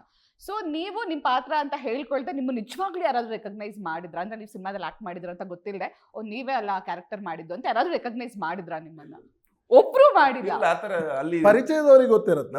ಪರಿಚಯದವ್ರನ್ನ ಬಿಟ್ಟು ಸಿನಿಮಾ ನೋಡಿ, ಇವಾಗ ಫಾರ್ ಎಕ್ಸಾಂಪಲ್ ಅನೀಶ್ ಆ ಕ್ಯಾರೆಕ್ಟರ್ ಮಾಡಿದ್ರೆ ಸಿನಿಮಾ ನೋಡಿ ಅನೀಶ್ ಹತ್ರ ಹೋಗಿ ಹೇಳ್ತೀವಿ ಈ ಸಖತ ಮಾಡಿದಾರ, ನಿಮ್ಮನ್ನ ಯಾರಾದ್ರೂ ನಿಜವಾಗ್ಲೂ ರೆಕಗ್ನೈಸ್ ಅದೇ ಮಾಡಿ? ಪರಿಚಯದವ್ರನ್ನ ಬಿಟ್ಟು ಮತ್ತೆ ಯಾರು ರೆಕಗ್ನೈಸ್ ಮಾಡಿಲ್ಲ ಸ್ಟಾರ್ಟಿಂಗ್ ಅಲ್ಲಿ. ಆಮೇಲೆ ಅದೇ ನಮಗೆ ಖುಷಿ ಆಗ್ತಾ ಹೋಯ್ತು. ಅಂಡ್ ಅಲ್ಲಿ ಏನಂದ್ರೆ ಥಿಯೇಟರ್ ಒಳಗೆ ಹೋಗ್ಬಿಟ್ಟು ನಾವು ಮಾತಾಡ್ತಿದ್ವಿ, ಮೂವಿ ಆದ್ಮೇಲೆ ಮಲ್ಟಿಪ್ಲೆಕ್ಸ್ ಅಲ್ಲಿ ಇರ್ಬೋದು ಮಾತಾಡ್ತಿದ್ವಿ.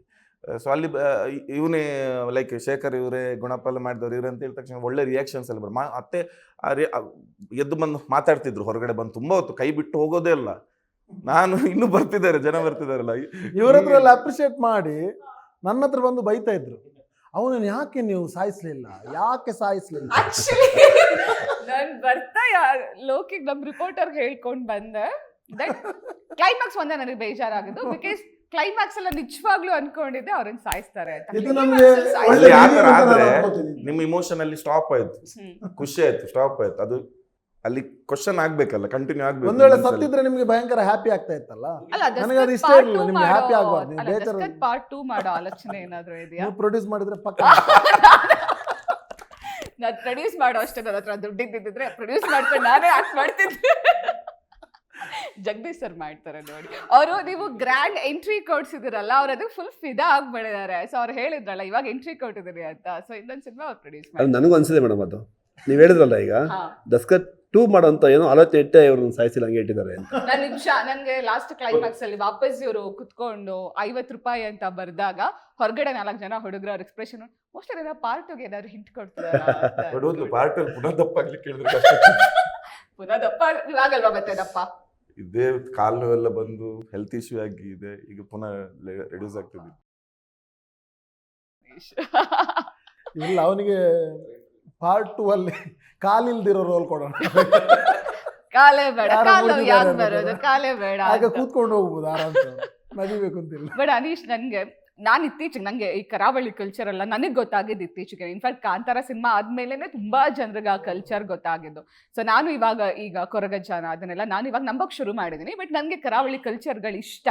ಅಂಡ್ ಅದನ್ನ ಐ ಥಿಂಕ್ ನನಗೆ ಈ ಸಿನಿಮಾ ನೋಡಿದಾಗ ಹಾಗೆ ಅನ್ಸುತ್ತೆ. ಅಂದ್ರೆ ಆ ಕಲ್ಚರ್ ಏನಿದೆ ಅದನ್ನ ನೀಟಾಗಿ ಜಸ್ಟ್ ಅಲ್ಲಿ ಏನಾಗ್ತದೆ ಅದನ್ನ ಕ್ಯಾಪ್ಚರ್ ಮಾಡಿದ್ರೆ ಹಿಂಗೆ ಇರುತ್ತೆ ಅಂತ. ಅಂದ್ರೆ ಸಿನಿಮಾ ಫೀಲ್ ಕೊಡಲ್ಲ.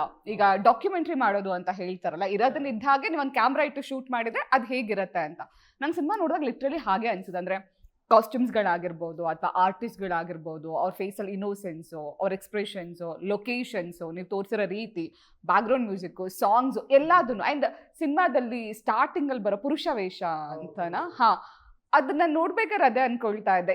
ಆ ಕಲ್ಚರ್ನ ಎಷ್ಟು ಚಂದ ತೋರಿಸಿದ್ದಾರೆ. ನಮ್ಮವ್ರಿಗೆ ಈ ಕಡೆ ಭಾಗದವ್ರಿಗೆ ಹೊಸದು, ಬಟ್ ಎಷ್ಟು ಬ್ಯೂಟಿಫುಲ್ ಆಗಿದೆ ಅಂತ. ಸೊ ಹೆಂಗೆ ನೀವು ಅಂದ್ರೆ ಸಿನಿಮಾ ಮಾಡ್ಬೇಕಂತ ಅನ್ಕೊಂಡಾಗ್ಲೇ ಡಿಸೈಡ್ ಮಾಡ್ಕೊಂಡಿದ್ರ ನಮ್ಮ ಕಲ್ಚರ್ನೇ ತೋರಿಸ್ಬೇಕು ಅಂತ, ಅಥವಾ ಹೇಗೆ? ಅಂದರೆ ನನಗೆ ಫೋಕ್ ಅಂದರೆ ತುಂಬ ಇಷ್ಟ. ಅಂದರೆ ನನಗೆ ರಿಯಲ್ ಲೈಫಲ್ಲಿ ನನಗೆ ಮತ್ತು ಸ್ಮಿತೇಶ್ ಅಂತ ನಮ್ಮದೊಂದು 8 ಜನರ ಟೀಮ್. ಆಲ್ಮೋಸ್ಟ್ ನಮಗೆ ಫೋಕ್ ಅಂದರೆ ಜನಪದೀಯ ಶೈಲಿಯ ವಿಷಯಗಳೆಲ್ಲ ತುಂಬ ಇಷ್ಟ. ನಾವು ಸಿನಿಮಾಗಿಂತಲೂ ಮುಂಚೆ ಈ ವೆರೈಟಿ ಕಾಂಪಿಟೇಷನ್ಸ್ಗಳಿಗೆಲ್ಲ ಕೊರಿಯೋಗ್ರಫಿ ಮಾಡ್ತಾ ಇದ್ವಿ. ಆವಾಗಲೂ ನಮ್ಗೆ ಏನಂದರೆ ಅದರಲ್ಲೊಂದು ವೈಬ್ರೇಷನ್ ಇರಬೇಕು, ನೋಡುವವರೆಲ್ಲ ಜುಮ್ ಅನಿಸ್ಬೇಕು, ಅದೆಲ್ಲ ಕನಸು ನಮಗೆ ಜಾಸ್ತಿ. ಅಂದರೆ ಸ್ಟೇಜಲ್ಲಿ ಏನಾದರೂ ಆಗುತ್ತೆ ಅಂದರೆ ಆಡಿಯನ್ಸ್ ಕೂತವನಿಗೆ ಸುಮ್ಮನೆ ಕೂತ್ಕೊಂಡು ಮೊಬೈಲ್ ಯೂಸ್ ಮಾಡೋ ಥರ ಆಗಬಾರ್ದು, ಸ್ಪಾರ್ಕ್ ಆಗಬೇಕು. ಇಮಿಡಿಯೇಟ್ ಅವನಿಗೆ ವಿದ್ಯುತ್ ಸಂಚಾರ ಆಗಿ ಹೀಗೆ ಕೂತ್ಕೊಂಡು ಏನು ಮಾಡ್ತಿದ್ದಾರೆ ಇವರು ಅನ್ನೋ ಥರ ಆಗಬೇಕಂತ ನಾವು ಯಾವಾಗಲೂ ಹೇಳೋರು ಎಲ್ಲರ ಹತ್ರನೂ. ಸೊ ನಮಗೆ ಸಿನಿಮಾ ಅಂತ ಬಂದಾಗಲೂ ಹಾಗೆ ಆಗಬೇಕು ಅಂತ ನಮ್ಮದೊಂದು ಫೀಲ್ ಇತ್ತು. ಅಂದರೆ ಸಿನಿಮಾ ನೋಡುವಾಗ ಆಡಿಯನ್ಸಿಗೆ ಒಂದು 10 ನಿಮಿಷ ಆದಮೇಲೆ 15 ನಿಮಿಷ ಆದಮೇಲೆ ಒಂದೊಂದು ಏನಾದರೂ ಕಂಟೆಂಟ್ಸ್ ಬರಬೇಕು, ಪೀಸ್ ಅಂದರೆ ರಪ್ ಅಂತ ನೋಡಬೇಕು, ಹೀಗೆ ಮುಂದೆ ಹೋಗಿ ನೋಡಬೇಕು ಅಂತ ನಮ್ಮದು ಕನಸು. ಅದಾಗಿದೆ ದಸ್ಕತ್ತಲ್ಲಿ ನಮ್ಗೆ ಆಗಿದೆ, ಅದನ್ನು ನೋಡಿದ್ದೀವಿ, ಹತ್ತಿರ ಕೂತ್ಕೊಂಡು ಎಕ್ಸ್ಪೀರಿಯನ್ಸ್ ಮಾಡಿದ್ದೀವಿ ಆಡಿಯನ್ಸ್ ಅದು ರಿಯಾಕ್ಟ್ ಮಾಡುವಾಗ. ನಮ್ಮದು ಏನು ಅಂತಂದರೆ ಈ ಸಿನಿಮಾ ಅಂತ ಬಂದಾಗ ಫಸ್ಟ್ ನಾವು ಬಂದಾಗ ಕಮರ್ಷಿಯಲ್ ಥಾಟಲ್ಲಿ ಸಿನಿಮಾ ಮಾಡೋಕ್ಕೆ ಹೊರಟಿದ್ದಲ್ಲ ನಾವು ಆ್ಯಕ್ಚುಲಿ ದಸ್ಕತ್ನ. ಬಟ್ ನಾವು ಬರಿತಾ ಹೋಗಬೇಕಾದ್ರೆ ನಮಗೆ ಕಮರ್ಷಿಯಲ್ ಥಾಟ್ಸ್ಗಳು ಅಂದರೆ ಆರ್ಟಲ್ಲಿ ಕೂಡ ಒಂದು ಅಂದರೆ ಕಲ್ಚರ್ ಏನಿದೆ ಅದರಲ್ಲೂ ಕೂಡ ಒಂದು ಕಮರ್ಷಿಯಲ್ ಥಾಟ್ಸ್ ತುಂಬ ಇದ್ದಾವೆ. ನಿಮಗೆ ಜನಪದ ಅಂತ ಬಂದಾಗ ಎಲ್ಲವೂ ಕೂಡ ಮೈ ರೋಮಾಂಚನ ಆಗುವಂಥ ವಿಷಯಗಳೇ ಇರೋದು. ನೀವು ಸುಮ್ಮನೆ ಒಂದು ಹಾಡು ಕೇಳುವಾಗಲೂ ಒಂದೇನೋ ಒಂದು ಫೀಲಿಗೆ ತಗೊಂಡೋಗುತ್ತೆ. ಫಾರ್ ಎಕ್ಸಾಂಪಲ್ ಫೋಕ್ ಸಾಂಗ್ಗಳು ಕನ್ನಡದಲ್ಲೂ ಇದ್ದಾವೆ, ತುಳುವಲ್ಲೂ ಇದ್ದಾವೆ. ನಮ್ಮ ಕಡೆ ಫೋಕ್ ಅಂತ ಬಂದಾಗ ಪಾಡ್ದನಗಳು, ಸಂಧಿಗಳು ಅಥವಾ ಉರಲ್ ಅಂತ ಹೇಳ್ತೀವಿ, ಇಂಥವೆಲ್ಲ ಬರ್ತವೆ. ಎಲ್ಲವೂ ಕೂಡ ಮನುಷ್ಯನನ್ನು ಎಚ್ಚರಿಸುವಂಥದ್ದೇ. ಅಂದರೆ ಎಲ್ಲವೂ ಕೂಡ ಸುಮ್ಮನೆ ಮೆಲ್ಲ ಹೇಳುವಂಥದ್ದಿಲ್ಲ, ಎಲ್ಲ ಕಿರ್ಚಾಡಿ ಹೇಳೋದು. ಈ ಆಟಿಕಳಂಜದ ಸಾಂಗ್ ಕೂಡ ನಾನು ಹಾಡಿದ್ದೆ, ಫೋಕ್ ಅದು. ಸೊ ಈ ಸಿನಿಮಾದಲ್ಲಿ ನಾನೇ ಹಾಡಿದ್ದೆ. ಅದನ್ನು ನಾವು ಹಾಗೆ ಇಟ್ಕೊಂಡ್ವಿ, ಆ್ಯಕ್ಚುಲಿ ತುಳು ಫೋಕ್ ಅದು. ಬಟ್ ಕನ್ನಡಕ್ಕೆ ಅಂತ ಬರುವಾಗ ಅದನ್ನು ಕನ್ನಡಕ್ಕೆ ಟ್ರಾನ್ಸ್ಲೇಟ್ ಮಾಡೋಕ್ಕಾಗಲ್ಲ. ಕೆಲವೊಂದು ಜನಪದವನ್ನು ಟ್ರಾನ್ಸ್ಲೇಟ್ ಮಾಡಿದಾಗ ಅದು ಆ ಮೂಲ ಸ್ವರೂಪವನ್ನು ಕಳ್ಕೊಳ್ಳುತ್ತದೆ. ಅದಕ್ಕೆ ನಾವೇನು ಮಾಡಿದ್ವಿ, ಸಿನಿಮಾದಲ್ಲಿ ಡಿಸೈಡ್ ಮಾಡಿ ಅದು ತುಳುವನ್ನು ಇಟ್ಕೊಂಡ್ಬಿಟ್ವಿ. ಕಳೆಂಜ ಕಳೆಂಜ ಆಡೆ ಕಳೆಂಜ ಬೇರ್ಮೇರು ಅಂತ. ಸೊ ನಮ್ಮ ಶೇಖರ ಓಡುವಾಗ ಒಂದಿರುವಂಥ ಹಾಡು, ಅದು ಮೂಲ ಜನಪದ ಹಾಡು, ಆಯಿತಾ. ಅಂಥದ್ದು ಪುರುಷ ವೇಷ ಹೇಳಿದ್ರಿ ನೀವು. ಅಲ್ಲೊಂದು ಸುಮ್ಮನೆ ಗುಟ್ಟು ಹೇಳೋದಾದ್ರೆ ಅಲ್ಲಿ ಏನಿದೆ ಅಂದರೆ ಒಗ್ಗಟ್ಟು ಅಂತ. ಎಲ್ಲ ಜಾತಿಯ ವರ್ಗದವರು ಸೇರಿಕೊಂಡು ಬೇರೆ ಬೇರೆ ವೇಷ ಹಾಕ್ಕೊಂಡಿರ್ತಾರೆ. ಈಗ ದೇವರು ಹೊರುವಂಥದ್ದು ಇದೆ, ಅದು ಯಾರು ರಿಯಲಿ ಇರೋದು ದೇವಸ್ಥಾನಗಳೆಲ್ಲ ಯಾರು ಅವರೇ ಹೊರಬೇಕು. ಬಟ್ ಇಂಥ ಒಂದು ಕಲ್ಚರಲ್ಲಿ ಏನಿದೆ, ಜನಪದ ಕಲ್ಚರಲ್ಲಿ ಯಾವನೋ ಒಬ್ಬ ಯಾವುದೋ ಒಂದು ಜಾತಿಯ ವ್ಯಕ್ತಿ ದೇವರನ್ನು ಹೊರ್ತಾನೆ, ಯಾವುದೋ ಒಂದು ಜಾತಿಯ ವ್ಯಕ್ತಿ ಹೆಣ್ಣಿನ ವೇಷವನ್ನು ಹಾಕ್ತಾನೆ, ಯಾವುದೋ ಒಂದು ಜಾತಿಯ ವ್ಯಕ್ತಿ ಗಂಡಿನ ವೇಷವನ್ನು ಹಾಕ್ತಾರೆ. ಮದುಮಗ ಮದುಮಗಳು ದೈವದ ಒಂದು ಪಾತ್ರೆಯ ವೇಷ, ಮುಸ್ಲಿಮನ ವೇಷ, ಕ್ರೈಸ್ತನ ವೇಷ, ಎಲ್ಲವೂ ಇರುವಂಥ ಒಂದು ಒಗ್ಗಟ್ಟನ್ನು ಸಾಧಿಸ್ತದೆ. ಎಷ್ಟೋ ವರ್ಷದ ಹಿಂದಿನ ಕಲ್ಚರ್ ಅದು. ಬಟ್ ಅಲ್ಲೊಂದು ಸಣ್ಣ ಒಂದು ಗುಟ್ಟಿದೆ, ಒಂದು ಒಗ್ಗಟ್ಟು ಅಂತ. ಎಲ್ಲರೂ ಸೇರಿಕೊಂಡು ಮನೆ ಮನೆಗೆ ಹೋಗ್ತಾರೆ. ಆಟಿಕಳಂಜನೂ ಹಾಗೆ. ಆಟಿಕಳಂಜ ಆಷಾಢ ಮಾಸದಲ್ಲಿ ಬರುವಂಥದ್ದು. ಅಂದರೆ ಆ ಟೈಮಲ್ಲಿ ಹಿಂದಿನ ಕಾಲದಲ್ಲಿ ತುಂಬ ಬರಗಾಲ, ತುಂಬ ಕಷ್ಟ, ಊಟಕ್ಕೂ ಇರೋದಿಲ್ಲ. ಆವಾಗ ಹಲಸಿನನ್ನು ತಿನ್ನೋರು ಅಥವಾ ಕೆಸು ಅದು ಇದೆಲ್ಲ ಸೊಪ್ಪುಗಳನ್ನೆಲ್ಲ ತಿನ್ನೋರು ಬೇಯಿಸಿ. ಆ ಟೈಮಲ್ಲಿ ಈ ಊರಿಗೆ ಬರುವ ಮಾರಿಯನ್ನು ಓಡಿಸೋದು ಯಾರು ಅಂತ ಬಂದಾಗ ಆಟಿಕಳಂಜ ಬರ್ತಾನೆ ಅನ್ನೋ ಒಂದು ಪ್ರತೀತಿ. ಆಗ ಮನೆ ಮನೆಗೆ ಹೋಗಿ ಅಲ್ಲಿ ಮಾರಿಯನ್ನು ಕಳಿತಾನೆ ಅನ್ನೋದೆಲ್ಲ. ಸೊ ಇಂಥ ಕಲ್ಚರೆಲ್ಲ ನಮ್ಮ ಸಿನಿಮಾದಲ್ಲಿ ಅಳವಡಿಕೆ ಆದರೆ ಹೇಗೆ, ತುರುಕಿದ್ರೆ ಆಗಲ್ಲ. ಕೆಲವೊಂದು ಸಲ ಸುಮ್ಮನೆ ಎಲಿಮೆಂಟ್ ಇರಂತ ತುರುಕಕ್ಕಾಗಲ್ಲ. ಸೊ ಆ ಕ್ಯಾರೆಕ್ಟರ್ಗಳೇ ಅದಾದಾಗ ಅದು ತುಂಬ ಪರಿಣಾಮಕಾರಿಯಾಗಿ ಜನರಿಗೆ ತಲುಪುತ್ತೆ ಅಂತ ನನ್ನ ಅನಿಸಿಕೆ. ಸೊ ನಾವು ಟೋಟಲಿ ಟೀಮಲ್ಲಿ ಡಿಸ್ಕಸ್ ಮಾಡಿ ಸ್ಕ್ರೀನ್ ಪ್ಲೇ ಮಾಡಿದ್ವಿ. ಪ್ರತಿ ಸೀನ್ ಟು ಸೀನ್ ಕನೆಕ್ಟ್ ಆಗೋದು ಕೂಡ ಜನರಿಗೆ ತುಂಬ ಇಂಪಾರ್ಟೆಂಟ್ ಅಂತ ಯೋಚನೆ ಮಾಡಿದ್ವಿ. ಸೊ ಡೈಲಾಗ್ ಟು ಡೈಲಾಗ್ ಕೂಡ ಕನೆಕ್ಟ್ ಆಗಬೇಕು. ಸ್ಕ್ರೀನ್ ಪ್ಲೇ ಡೈಲಾಗ್ ಅಥವಾ ಸ್ಕ್ರೀನ್ ಪ್ಲೇಯಲ್ಲಿರುವಂಥ ಸ್ಟೋರಿ ಲೈನ್ ಕನೆಕ್ಟ್ ಆಗಬೇಕು, ಮ್ಯೂಸಿಕ್ ಕನೆಕ್ಟ್ ಆಗಬೇಕು, ಎಡಿಟಿಂಗ್ ಕನೆಕ್ಟ್ ಆಗಬೇಕು, ಕ್ಯಾಮ್ರಾಮ್ಯಾನ್ನ ವರ್ಕ್ ಕನೆಕ್ಟ್ ಆಗಬೇಕು. ಈ ಕ್ಯಾರೆಕ್ಟ್ರನ್ನ ಮುಂದೆ ಇರ್ತಾನೆ ಕ್ಯಾರೆಕ್ಟರ್, ಬಟ್ ಅದರ ಹಿಂದೆ ಒಂದು ನೇಚರ್ ಇರಬೇಕು ಅಂತೆಲ್ಲ ಯೋಚನೆ ಮಾಡಿದ್ವಿ. ಸೊ ಟೋಟಲ್ ಇಂಥ ಯೋಚನೆಗಳೇ ದಸ್ಕತ್ತಾಗಿ ಹೊರಗೆ ಬಂದಿದೆ. ಪೃಥ್ವಿ ಅಂಬರ್ ಅವರು ಸಿನಿಮಾ ನೋಡಿದ ಮೇಲೆ ಹೇಳ್ತಾರೆ, ಇವರು ಒಳ್ಳೆ ನಿರ್ದೇಶಕ ಆಗ್ತಾರೆ, ಒಳ್ಳೆ ಭರವಸೆ ನಿರ್ದೇಶಕ ಆಗ್ತಾರೆ. ನಿಜವಾಗ್ಲೂ ಆಗ್ತೀರಾ ನಿಶ್? ನೀವು ನಿಜವಾಗ್ಲೂ ನಿಮ್ಮಿಂದ ಒಳ್ಳೆ ಸಿನಿಮಾಗಳನ್ನ ನನಗೆ ನನ್ನ ಟೀಮ್ ಅಷ್ಟು ಸ್ಟ್ರಾಂಗ್ ಆಗಿದೆ. ಇಲ್ಲ, ನಿಜವಾಗ್ಲೂ ನೀವು ತುಂಬಾ ಒಳ್ಳೆ, ಆಲ್ರೆಡಿ ನೀವು ಒಳ್ಳೆ ನಿರ್ದೇಶಕ ಅಂತ ಪ್ರೂವ್ ಮಾಡ್ಕೊಂಡಿದ್ದೀರಾ, ನೋ ಡೌಟ್.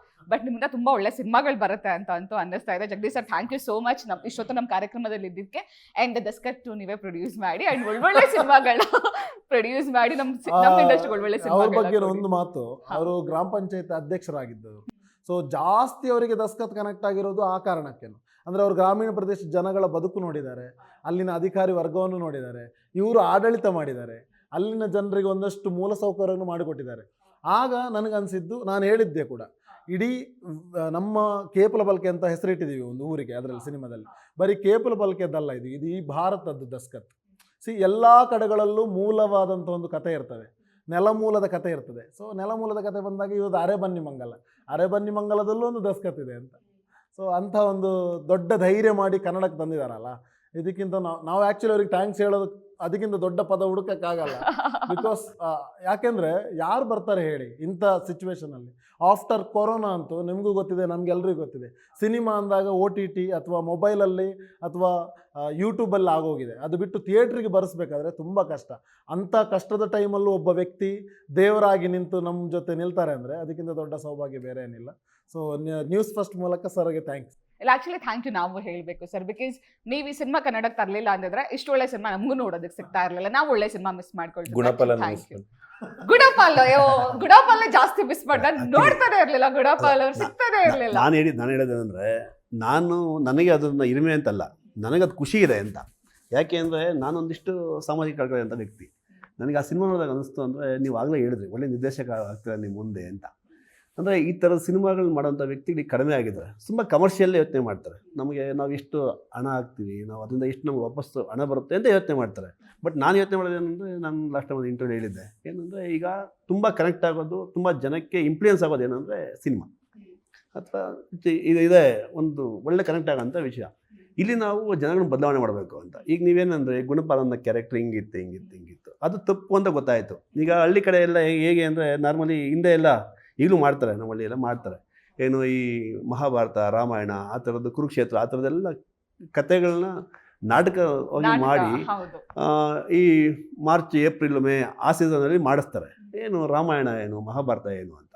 ರಾಮ, ಲಕ್ಷ್ಮಣ, ಭರತ, ಶತ್ರುಘ್ನ, ಕೈಕೆ, ಮಂಥರೆ, ಸುಮಿತ್ರೆ, ಜನಕ ಮಹಾರಾಜ, ಇದೆಲ್ಲ ಕ್ಯಾರೆಕ್ಟರ್ ಮಾಡಿ ಜನಕ ಮಹಾರಾಜ ಹೇಗೆ ರಾಜ್ಯ ಆಳ್ತಿದ್ದ, ರಾಮ ಹೇಗೆ ರಾಜ್ಯ ಆಳ್ತಿದ್ದ, ಸೀತೆಯನ್ನು ಹೊತ್ಕೊಳ್ಳೋದಂತಹ ರಾವಣನಿಗೆ ಏನಾಯಿತು, ಅಣ್ಣನ ತಮ್ಮನ ಹೆಂಡತಿ ಮೇಲೆ ಕಣ್ಣು ಹಾಕಿದ್ದಕ್ಕೆ ವಾಲಿಗೆ ಏನಾಯಿತು, ಆಯಿತಾ. ಅಂದರೆ ನಾವು ಒಳ್ಳೇದು ಮಾಡಿದ್ರೆ ಏನಾಗುತ್ತೆ, ಕೆಟ್ಟದ್ದು ಮಾಡಿದ್ರೆ ಏನಾಗುತ್ತೆ ಅಂತ ಒಂದು ಹಿಂದೆ ನೋಡ್ಕೊಂಡ್ಬಂದಿದ್ದಾರೆ ಪೂರ್ತಿ. ಅದರಲ್ಲೇ ತುಂಬ ಇನ್ಫ್ಲೂಯೆನ್ಸ್ ಆಗಿ ಜನ ತುಂಬ ಬದಲಾಗಿದ್ದಿದೆ. ಅದೇ ರೀತಿಯಾಗಿ ಸಿನಿಮಾದಲ್ಲೂ ಅಷ್ಟೇ. ಈಗ ನಮ್ಮ ಡಾಕ್ಟರ್ ರಾಜಣ್ಣವರು ಮಾಡೋ ಸಿನಿಮಾಗಳು ಎಷ್ಟು ಇನ್ಫ್ಲೂಯೆನ್ಸ್ ಆಗಿದೆ. ಒಡಹುಟ್ಟಿದ ಸಿನಿಮಾ ಮಾಡಿದಾಗ ಎಷ್ಟೋ ಜನ ಅಣ್ಣ ತಮ್ಮದಿರು ಡಿವೈಡ್ ಆಗಿದ್ದಂಥವ್ರು, ಅವರೆಲ್ಲ ತುಂಬ ಒಟ್ಟಾಗಿದ್ದಂತಹ ತುಂಬ ನಿದರ್ಶನಗಳಿದೆ. ಅದು ಹಾಗೇ ನಿಮಗೆ ಬಂಗಾರದ ಮನುಷ್ಯ ಸಿನಿಮಾ ಮಾಡಿದ್ರು. ಬಂಗಾರದ ಮನುಷ್ಯ ಸಿನಿಮಾ ನಿಮಗೆ ಇವತ್ತು ಓಡ್ತಿದೆ ಅಂತ, ಇವತ್ತು ಇದೆ ಅಂತ. ಅಂದರೆ ಬದಲಾವಣೆ ತಂದಿದೆ, ತುಂಬ ಬದಲಾವಣೆ ತಂದಿದೆ. ಆ ಥರವಂಥ ಶಕ್ತಿ ತುಂಬ ಇರೋದು ಸಿನಿಮಾ ರಂಗಕ್ಕೆ. ಹಾಗಾಗಿ ಇವರು ಆ ಥರದೊಂದು ಮಾಡಿದ್ದಾರೆ. ಗುಣಪಾಲನ ಕ್ಯಾರೆಕ್ಟ್ರು ಇಲ್ಲಿರೋದಲ್ಲ, ಇಡೀ ಹಳ್ಳಿಗಳಲ್ಲಿದೆ. ಪ್ರತಿಯೊಬ್ಬ ಪಂಚಾಯತಿಲಿ ವರ್ಕ್ ಮಾಡೋಂಥ ಒಬ್ಬೊಬ್ಬ ಅಧಿಕಾರಿ ಕೂಡ ಪ್ರತಿಯೊಬ್ಬರು ಅಂತ ಹೇಳೋಕ್ಕಾಗಲ್ಲ, ಕೆಲವರು ಇದ್ದಾರೆ, ಅದರಲ್ಲೂ ಕೆಲವರು ಇದ್ದಾರೆ, ಆಯಿತಾ.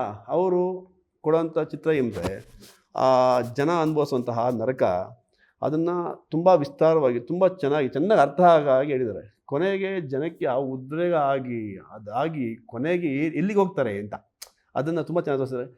ಹಾಗಾಗಿ ನಾನೇನು ಮಾಡಿದೆ, ಇವರು ಬೆಳೀಬೇಕು, ಅನೀಶ್ ಅಂತವ್ರು ಬೆಳೀಬೇಕು, ಈ ಥರ ಸಿನಿಮಾಗಳು ಮಾಡಬೇಕು ಅನ್ನೋ ಒಂದು ಒಳ್ಳೆ ಉದ್ದೇಶ ಇಟ್ಕೊಂಡು ಆಮೇಲೆ ನನಗೆ ಅವಕಾಶ ಸಿಗ್ತಲ್ಲ ಅಂತ. ನಾನು ಸಿನಿಮಾ ತೊಗೊಂಬಂದೆ ಅಂತಲ್ಲ, ನನಗೆ ಈ ಥರ ಸಿನಿಮಾ ನನ್ನ ಕನ್ನಡ ತರೋಕ್ಕೆ ಅವಕಾಶ ಬಂತಲ್ಲ. ಇದೊಂದು ಜನ ನೋಡಿ ಒಂದಷ್ಟು ಜನ ಬದಲಾದರೆ, ಒಂದಷ್ಟು ಜನ ಅಧಿಕಾರಿಗಳು ವರ್ಗ ಬದಲಾದರೆ ನನಗದು ಖುಷಿ ಅಂತ. ನೀವು ತುಂಬ ಒಳ್ಳೆ ಪ್ರೊಡ್ಯೂಸರ್ ಆಗ್ತೀರಾ ಸರ್. ಆ್ಯಂಡ್ ಇನ್ನೊಂದು ಇಂಪಾರ್ಟೆಂಟ್ ಥಿಂಗ್ ಏನು ಗೊತ್ತಾ, ನಾವು ಇಷ್ಟೊತ್ತು ಸಿನಿಮಾ ಬಗ್ಗೆ ಮಾತಾಡಿದ್ವಿ, ಬಟ್ ಆ ಸಿನಿಮಾ ಏನು ಅನ್ನೋದನ್ನ ಒಂದು ಲೈನಲ್ಲೇ ನೀಟಾಗಿ ಹೇಳಿದ್ ನೀವೇ ಎಷ್ಟು ನೀಟಾಗಿ ಹೇಳಿದ್ರಿ ಸಿನಿಮಾ ಬಗ್ಗೆ, ಸಿನಿಮಾ ಏನು ಅನ್ನೋದನ್ನ. ಅಂದ್ರೆ ಆ ಜನರ ಬಗ್ಗೆ, ಪಾತ್ರದ ಬಗ್ಗೆ ತುಂಬಾ ನೀಟಾಗಿ ಹೇಳಿದ್ರಿ, ಅದಕ್ಕೆ ಹೇಳಿದ್ವಿ ತುಂಬಾ ಒಳ್ಳೆ ಪ್ರೊಡ್ಯೂಸರ್. ಹಳ್ಳಿ ಕಡೆ ಜನ ಇದಾರಲ್ವಾ ತುಂಬಾ ಮುಗ್ಧರು ಅಂತ. ಅಲ್ಲ, ನೀವು ಪಾತ್ರನ ಆಗ್ಲೇ ಸಮರ್ಥನೆ ಮಾಡ್ಕೋತಾ ಇದ್ದಾಳೆ, ಇಲ್ಲ ಗುಣಪಾಲ್ ಒಳ್ಳೆಯವನು ಅಂತ ನೋಡಿ ಅವ್ರು ಹೇಳಿದಾಗ ಮುಂದೆ ಜನ. ನನಗೂ ಅನ್ಸಿದೆ ಮೇಡಮ್, ನನಗೂ ಅನ್ಸಿದೆ. ಏನು ಹೇಳಿದ್ದೇಳಿ, ಅವರು ಮನುಷ್ಯ ಅಂತ ಬರೆದಿದ್ರು, ಅವನು ಬರೆದಿದ್ದು ತಪ್ಪಲ್ವಾ, ಶೇಖರ ಬರೆದಿದ್ದು ತಪ್ಪಲ್ವಾ ಅಂತ. ಶೇಖರ ಬರೆದಿದ್ದು ಮನುಷ್ಯ ಅಂತ ತಪ್ಪಲ್ವಾ. ನಮ್ಮಲ್ಲಿ ನಮ್ಮ ರಾಜಕಾರಣಿಗಳು ಇಟ್ಟಿದ್ದಾರೆ ಅದನ್ನು, ನೀನು ಈ ಜಾತಿ ಅಂತ. ಇಲ್ಲಾಂದ್ರೆ ಅವ್ರಿಗೆ ರಾಜಕಾರಣ ಮಾಡೋಕ್ಕಾಗಲ್ಲ. ಹಂಗಾಗಿ ಪಾಪ ಇವರು ನಮ್ಮ ನಿರ್ದೇಶಕರು ಒಂದು ಸ್ವಲ್ಪ ನಮ್ಮ ಕ್ಯಾರೆಕ್ಟರ್ ಅಂತಾರೆ, ಅವ್ರು ಸ್ವಲ್ಪ ಸಂಘದ ವ್ಯಕ್ತಿಗಳು, RSS ಅಲ್ಲಿರುವಂಥವ್ರು. ಹಾಗಾಗಿ ಅವರು ಬರೆದಿದ್ದಾರೆ ಇದು ಮನುಷ್ಯ ಅಂತ. ಈ ಅಪ್ಪ ಮನುಷ್ಯ ಅಂತ ಬರೀಬಾರ್ದಿತ್ತಲ್ವಾ, ಇವರು ಈ ಜಾತಿಯನ್ನು ಬರೀಬಾರ್ದಿತ್ತಲ್ವಾ ಅಂತ. ಪಾಪ ಅದು ನಂಗೆ ಅನಿಸಿದೆ ನಿಮಗೆ. ಕರೆಕ್ಟ್. ಇವ್ರು ಮೋಸ್ಟ್ಲಿ ಸಿನಿಮಾ ಎಲ್ಲ ಇವಾಗ ಸಿನಿಮಾ ಕನ್ನಡದಲ್ಲಿ ರಿಲೀಸ್ ಆಗಿದೆಯಲ್ಲ ಸರ್, ನೆಕ್ಸ್ಟ್ ಯಾರಾದ್ರೂ ಬಂದು ಇವ್ರ ಹತ್ರ ಏನಾದ್ರು ಯಾಕ್ರಿ ಅಂತ ಹಂಗ್ ಮಾಡಿದ್ರೆ ನೀವು ಪಾತ್ರ ಆದ್ರೆ ಮೋಸ್ಟ್ಲಿ ಅವ್ರನ್ನ ನಿಲ್ಲಿಸ್ಕೊಂಡು, ಇಲ್ಲಮ್ಮ ಆಕ್ಚುಲಿ ಗುಣಪಾಲ್ ತುಂಬಾ ಒಳ್ಳೆಯವರು, ಹಾಗೆ ಒಂದು ಸಮರ್ಥನೆಯನ್ನು ಕೊಟ್ಟಾಗ ನಾನೊಂದು ಸಮರ್ಥನೆ ಕೊಟ್ಟಿದ್ದೆ, ಶೇಖರ ಮಾಡಿದ್ದೆ ಸರಿ ಅಂತ ನನ್ನೊಂದು ಇದರಲ್ಲಿ ಯೋಚನೆಯಲ್ಲಿ. ಯಾಕೆ ಅಂತ ಕೇಳಿದ್ರು, ಗೊತ್ತಾಯ್ತಾ? ಯಾಕೆ ಅಂತ ಕೇಳಿದಾಗ ನಾನು ಹೇಳಿದೆ, ಅವನಿಗೆ ಹೇಗೆ ದ್ವೇಷ ತೀರಿಸೋದೊಂದು ಆಸೆ ಇತ್ತು, ಅದನ್ನು ಒಳ್ಳೆ ರೀತಿಯಲ್ಲಿ ಮನುಷ್ಯ ಅಂತ ಬೇಕುಂತಲೇ ಅವನು ಬರ್ದಿದ್ದು ಅಂತ, ಬೇಕುಂತಲೇ ಜಗಳ ಕಾಯ್ಬೇಕು ಅಂತಲೇ ಬರ್ದಿದ್ದು. ಅದು ಅನ್ಸಿದೆ